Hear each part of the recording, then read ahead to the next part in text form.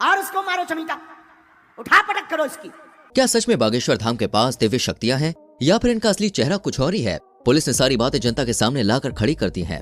दोस्तों, आजकल YouTube पर फिल्मी हीरो हीरोइन कम और हमारे बागेश्वर बाबा कुछ ज्यादा ही ट्रेंड कर रहे हैं। आए दिन इनकी कोई न कोई वीडियो वायरल होती है।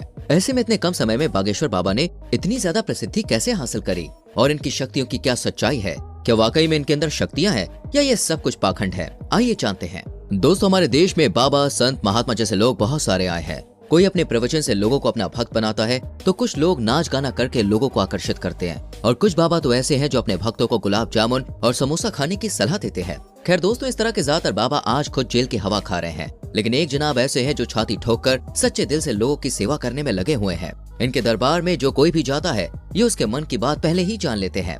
हम बात कर रहे हैं यहाँ पर श्री बालाजी बागेश्वर महाराज की, जिनकी चर्चाएं केवल देश में ही नहीं बल्कि विदेशों तक फैली हुई है। भारत के अलावा भी बागेश्वर बाबा ने विदेशों में अपना दरबार सजाया हुआ है। बागेश्वर बाबा जब अपने कड़क अंदाज में बोलना शुरू करते हैं तो भक्त अपने आप ही आस्था में लीन हो जाते हैं। कुछ लोग रोना पीटना भी शुरू कर देते हैं। लेकिन इन सब चीजों के पीछे की असली सच्चाई क्या है और क्यों लोग बागेश्वर बाबा के सामने आते ही सब कुछ भूल जाते हैं? आइए बात करते हैं इस बारे में। सबसे पहले तो आपको बता दें कि बागेश्वर धाम सरकार का असली नाम धीरेन्द्र कृष्ण शास्त्री है।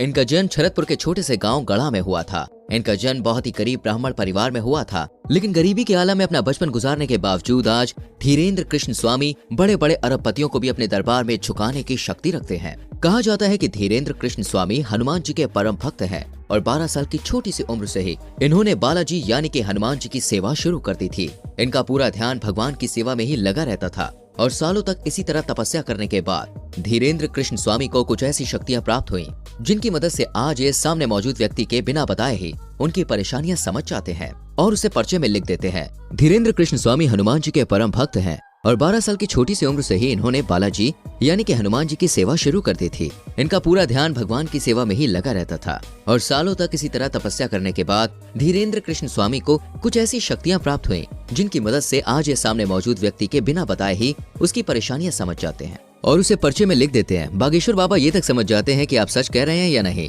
इनके द्वारा लिखा गया एक एक शब्द 100% सत्य होता है, जिसका सबसे बड़ा प्रमाण यह है कि आज तक कोई भी इन्हें झूठा साबित नहीं कर पाया है। असल में होता यह है कि जिस किसी भी शख्स की अर्जी को बालाजी सरकार स्वीकार कर लेते हैं, उस व्यक्ति को या फिर उसके परिवार के किसी भी व्यक्ति को लगातार 2 दिन सपने में बंदर नजर आते हैं। और ये कोई मनगढ़ंत बात नहीं है दोस्तों। जितने भी लोगों की अर्जियां लगी हैं उन्होंने खुद इस बात को स्वीकार किया है। हालांकि फिर भी मीडिया वालों को कहाँ लोगों की बात पर विश्वास होता है, वो तो खुद अपनी आंखों से सब देखना चाहते हैं। इसी चक्कर में कई सारे मीडिया हाउस बागेश्वर बाबा के भक्त बनकर भीड़ में इकट्ठा हो जाते हैं, ये देखने के लिए कि आखिर इनके दरबार में होता क्या है। लेकिन जब मीडिया वाले दरबार में गए तो ये देखकर हक्के बक्के रह गए कि बागेश्वर बाबा ने उन्हें पहचान लिया था और उनकी पोल लोगों के सामने खोल दी। इस पूरे इंसिडेंट को देखने के बाद मीडिया वाले भी बालाजी सरकार के सामने नतमस्तक हो गए। जैसे ही ये बात लोगों के सामने आई, हर कोई ये देखकर दंग रह गया कि कैसे एक जवान बाबा ने बड़े बड़े संत महात्माओं के कान काट रखे हैं। धीरेन्द्र कृष्ण शास्त्री कहते हैं कि उन्होंने बालाजी महाराज की मदद से अब तक लाखों लोगों की जिंदगी संवारी है। बागेश्वर धाम सरकार की कृपा अपरंपार है, तभी तो जो कोई भी इनके दरबार में जाता है वो कभी भी खाली हाथ नहीं लौटता। सच्चे दिल से मांगी गई दुआ को बालाजी सरकार जरूर पूरा करते हैं, इसलिए तो उनके दरबार में भक्तों का तांता लगा रहता है। हर कोई बस एक ही मनोकामना करता है कि कैसे भी करके मेरी अर्जी लग जाए और बागेश्वर सरकार उसे खुद अपने पास बुलाए। कई महिलाएं तो इनके खूबसूरत चेहरे को देखकर मोहित हो उठती हैं। अब इनकी जगह कोई दूसरा बाबा होता तो वो इस बात का जरूर फायदा उठाता, लेकिन बागेश्वर महाराज ऐसे नहीं है। उन्होंने हजारों लोग के सामने इस तरह की महिलाओं को अपनी माता और बेटी कहकर सम्मानित किया है। वैसे तो ये अपने गांव में दरबार लगाते ही हैं, लेकिन दोस्तों उसके अलावा ये दूसरे जिलों और अन्य राज्यों में भी अपना दरबार सजाते हैं। ऐसी स्थिति में वहाँ भी बड़े बड़े मीडिया कर्मी और पत्रकार बागेश्वर सरकार की परीक्षा लेने की कोशिश करते हैं। ये नौजवान युवक माथे पर तिलक लगाकर आखिर लोगों को फंसा रहा है क्या, या फिर वाकई में इसके अंदर कोई दिव्य शक्तियां हैं भी, जिसकी वजह से दोस्तों एक बार तो बागेश्वर महाराज जी की तरफ से पत्रकारों को चैलेंज दिया गया, जिसमें पत्रकारों को हार का सामना करना पड़ा, क्योंकि अपने दरबार में आने वाले हर एक शख्स के मन में क्या चल रहा है उसका ज्ञान बागेश्वर सरकार को बखूबी रहता है। वैसे बहुत ही कम लोगों को धीरेन्द्र कृष्ण शास्त्री की बैक स्टोरी पता है। असल में इनके दादाजी भी बालाजी के बहुत बड़े भक्त थे और वो भी अपना दरबार सजाकर लोगों के कष्टों को दूर करते थे। हालांकि उनका दरबार छोटा होता था, लेकिन उनके अंदर मौजूद दिव्य शक्तियां काफी ज्यादा प्रबल थीं, इसलिए कोई भी उनके दरबार से निराश होकर नहीं जाता था। और वहीं से धीरेन्द्र कृष्ण शास्त्री ने भी बालाजी की तपस्या करनी शुरू की। धीरे धीरे यह हनुमान जी के परम भक्त बन गए, परंतु उनके दादाजी की मृत्यु के बाद दरबार सूना सा हो गया, जिसके बाद लोगों ने धीरेन्द्र शास्त्री से दरबार सजाने के लिए कहा। शुरुआत में उन्हें अपनी शक्तियों का ज्ञान नहीं था, इसलिए वो इस तरह की चीजें नहीं करना चाहते थे और सिर्फ बालाजी महाराज की भक्ति करना चाहते थे। लेकिन फिर जैसे जैसे धीरेन्द्र शास्त्री के अंदर की शक्तियां बढ़ने लगी, वह लोगों की मन की बातें पहचानने लगे और एक टाइम ऐसा आया जब उनके अंदर भी अपने दादाजी की तरह ही दिव्य शक्तियां आ गईं और अपनी शक्तियों की वजह से गांव में रहने वाला एक साधारण बालक आज पूरी दुनिया में बागेश्वर धाम सरकार के नाम से प्रसिद्ध है।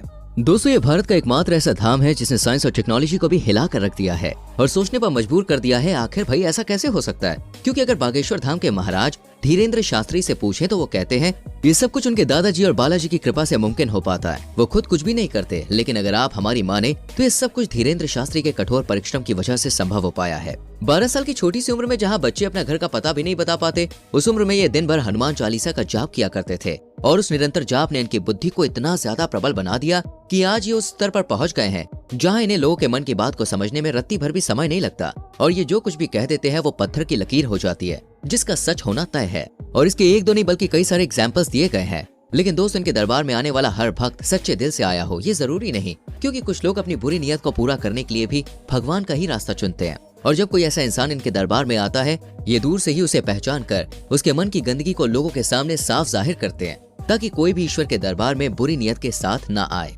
बागेश्वर धाम का इतिहास दोस्तों काफी पुराना है। लोगों की मान्यताओं के अनुसार बागेश्वर धाम मंदिर चंदेल कालीन है और सन 1986 में ग्राम वासियों के द्वारा मंदिर का निर्माण कराया गया था। उसी दौरान ग्राम गढ़ा के बाबा सेतुलाल गर्ग चित्रकूट से दीक्षा लेकर अपने गांव के प्राचीन कालीन मंदिर पहुंचे।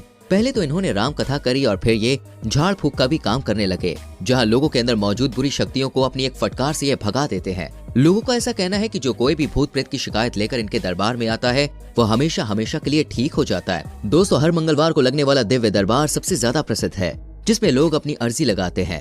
लोग अर्जी लगाने के बाद यहाँ के टोकन्स को खरीदते हैं और फिर नारियल को लाल कपड़े में बांधकर अपनी मनोकामना पूरी करने के लिए यहाँ पर किस बार मंदिर की परिक्रमा लगाते हैं। यहाँ पर अर्जी लगाने के लिए लोगों की लाइन बहुत लंबी होती है और उसके बाद बागेश्वर धाम के दिव्य दरबार में जाकर श्री धीरेन्द्र कृष्ण महाराज के प्रवचन सुनते हैं लोग। और इसलिए चाहे पुलिस हो या फिर मीडिया, कोई भी ये नहीं कह सकता कि बागेश्वर धाम पाखंड है या फिर यहाँ पर लोगों के साथ फ्रॉड होता है। लोग पूरी आस्था और विश्वास के साथ यहाँ आते हैं और खाली हाथ नहीं जाते। तो दोस्तों, आज के लिए बस इतना ही। आपका इसके बारे में क्या कहना है कमेंट करके लिख सकते हैं। वीडियो को लाइक और शेयर जरूर करें और आने वाली वीडियोस को देखने के लिए चैनल को सब्सक्राइब करके बेल आइकन प्रेस करें, जिससे आपसे कोई भी वीडियो मिस ना हो। हम मिलते हैं आपसे अगली वीडियो में। अपना बहुत ख्याल रखें। Bye bye, take care.